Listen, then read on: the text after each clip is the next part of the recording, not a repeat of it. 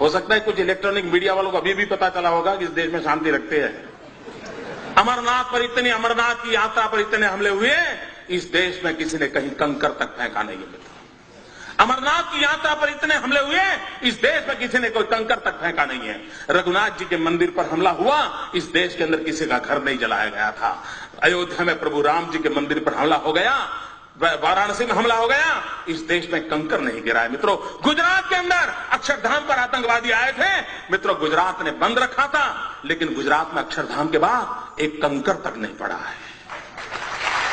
लेकिन कुछ लोग हैं इन चीजों को भूल जाना चाहते हैं, सच्चाई को उजागर करने की उनकी हिम्मत नहीं है मित्रों, और इसलिए झूठी बातों को लेकर के हिंदुस्तान की जनता को गुमराह करने में लगे हुए। और इसलिए मैं कहता था मित्रों, इस देश में एक विदेशों के पैसों से पला हुआ एक 5 स्टार एक्टिविस्टों का वर्ग है, जिसकी हर गतिविधि को चौंक करके देख लीजिए।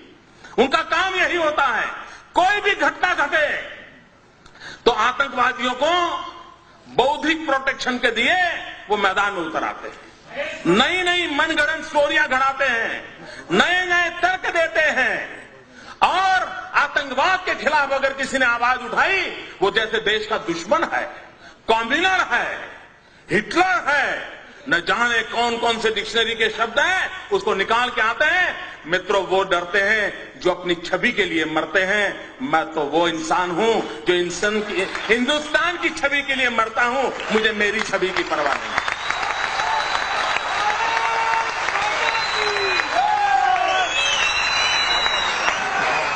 क्या करना है इमेज को दोस्तों, किसके लिए इमेज?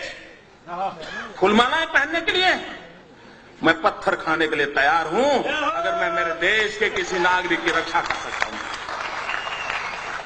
मैं सच्चाई के रास्ते पर जाना चाहता हूं, और मैं प्रधानमंत्री जो कहना चाहता हूं, आप अगर कोटा का कानून नहीं ला सकते हो, इतना तो करो भाई, राज्यों को अधिकार दे दो।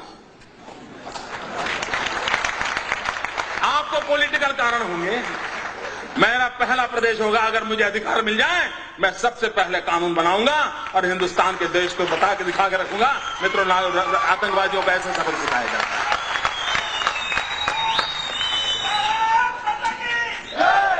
कुछ तो हिम्मत दिखाओ भाई, लोग बेमौत मर रहे हैं और आप अपनी राजनीति पर उतारू हैं, देश के भविष्य की आपको चिंता नहीं है। और मित्रों, कैसी हरकतें हो रही हैं, आतंकवाद ऐसे नहीं बढ़ रहा है, आतंकवादियों के हौसले उतने बुलंद नहीं है जितने रास्ते तैयार कर देते हैं जो आतंकवादियों को चलने काम आ रहे हैं। मुझे बताइए, गुजरात के अंदर एक इशरत जहान नाम की लड़की को, आतंकवादी लड़की को, हमारी पुलिस के साथ एनकाउंटर हो गया, अब उसको मार गिराया। आपको मालूम होगा, वो दिन याद कीजिए, सारे दुनिया के 5 स्टार एक्टिविस्ट मोदी पर टूट पड़े थे साहब कि एक नौजवान लड़की को मार दिया, निर्दोष लड़की को मार दिया, गोली से भून दिया। ये खुद आतंकवादी है, यहां तक चले गए। इतना ही नहीं मित्रों, इस प्रदेश के अंदर 5 स्टार एक्टिविस्ट, कुछ मीडिया के मित्रों ने उसे एक बहुत बड़ी शहीद के रूप में उसकी जनाजा निकाला था। चद्दर चढ़ाने चले गए थे, चद्दर चढ़ाने चले गए थे, और एक पार्टी के नेता 1 लाख रुपया देकर के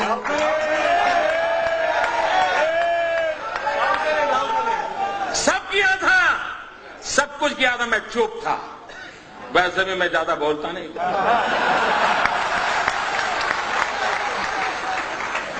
मैं सही जगह पर, सही भाषा में, सही समय पर बात करने का आदमी।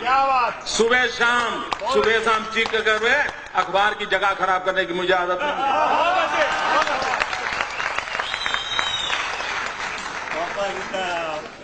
दो प्रकार के नेता होते हैं दोस्तों, कुछ नेता हैं जिनको सिद्धि में विश्वास है, कुछ नेता हैं जिनको प्रसिद्धि में विश्वास है।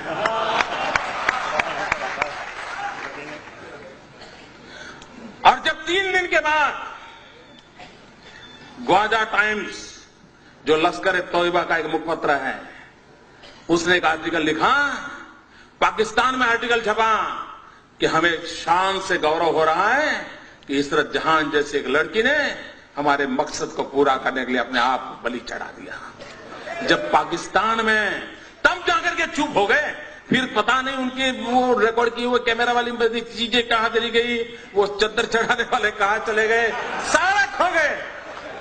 चुप है, 2 साल इतने साल हो गए चुप है, कोई पूछने वाला नहीं उनको।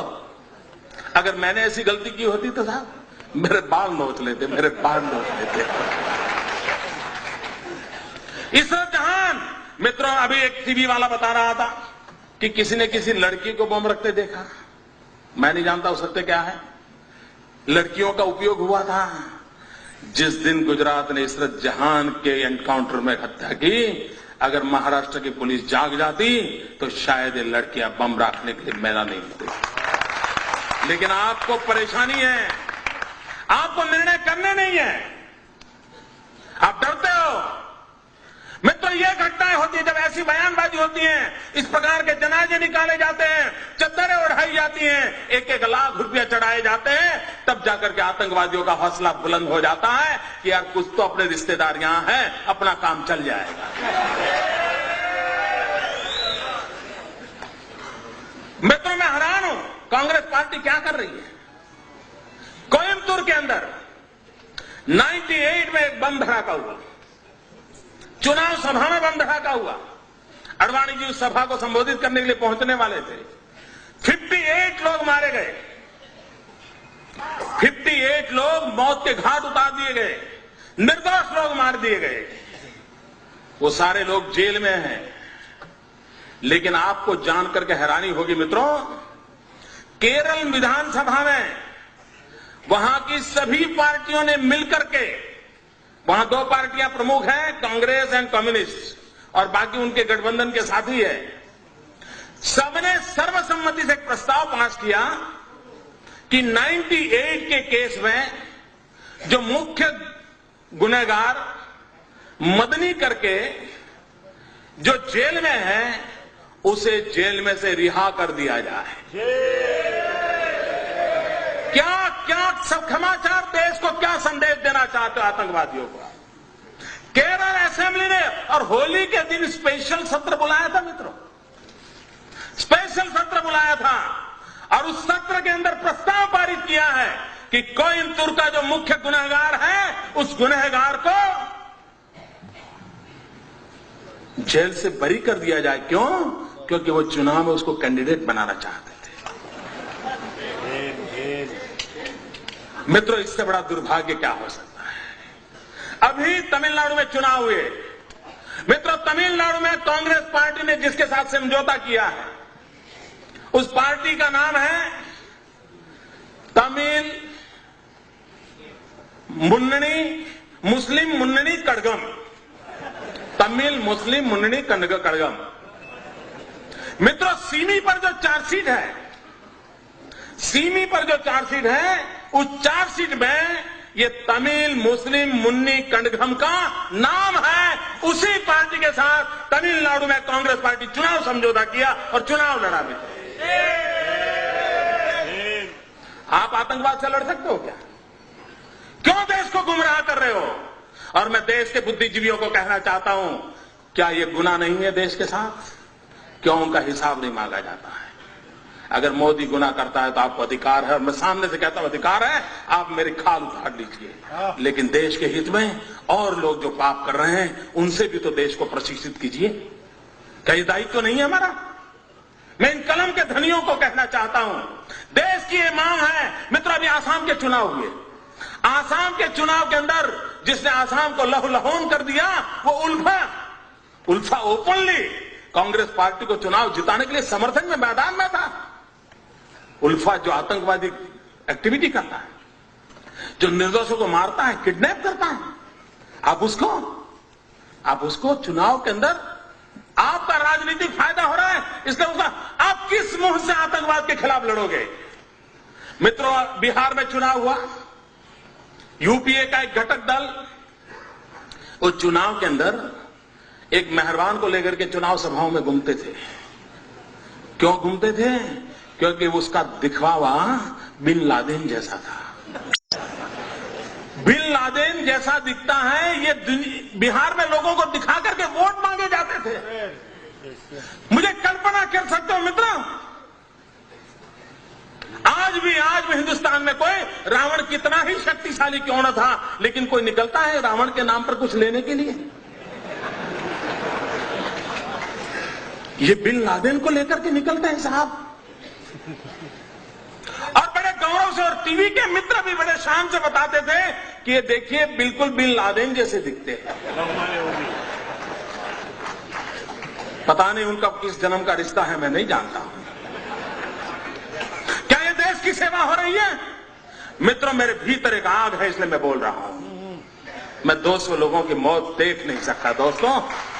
ये मेरा राजनीति नहीं है, ये मेरी राष्ट्र नीति का हिस्सा है। और मित्रों, मैं राजनीति के साथ आने दूंगा।